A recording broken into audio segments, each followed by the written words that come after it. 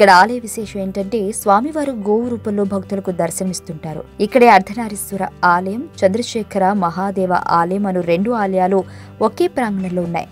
మరి ఈ ఆలయం ఎక్కడుంది, ఈ ఆలయ విశేషాలు ఏంటనేది మనం ఇప్పుడు తెలుసుకుందాం.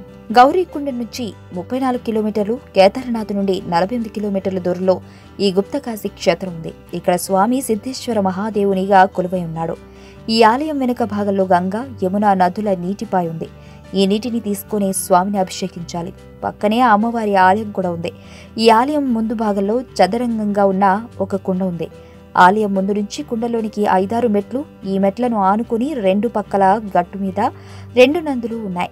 ఈ 2 నదుల నోటి నుండి నీటి ధార నిరంతరం క్రిందనున్న కుండలోనికి బాగా వేగంగా పడుతూ ఉంటుంది.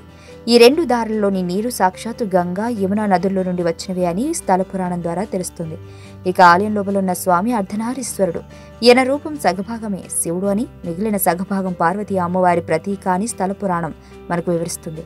అందువల్ల ఇక్కడ ఆలయం చుట్టూ చేసే ప్రదక్షిణ ఇక్కడ చేయకూడదని, ఆలయం ముందు నుండి ఎడమ వైపుగా ఆలయం వెనుక వైపు వరకు మాత్రమే వెళ్లి మరలా వెనుకకు తిరిగి రావాలని చెబుతారు. ఇలా చంద్రశేఖర మహాదేవ ఆలయంలోని స్వామి సాక్షాత్తు కాశీలోని విశ్వేశ్వరుడే అని ఇక్కడ భక్తుల నమ్మకం. అంతుచిక్కని రహస్యాలు, మరెన్నో మనకి తెలియని పురాతన కట్టడాలు, వాటి వెనక దాగిన నిజాలు, పూర్వీకుల ఆచారాలు, మరెన్నో మూఢ విశ్వాసాలు, ఇలా కాలగర్భంలో కలిసిపోతున్న రహస్యాల కొరకు సబ్స్క్రైబ్ చేయండి రహస్యవాణి ఛానల్.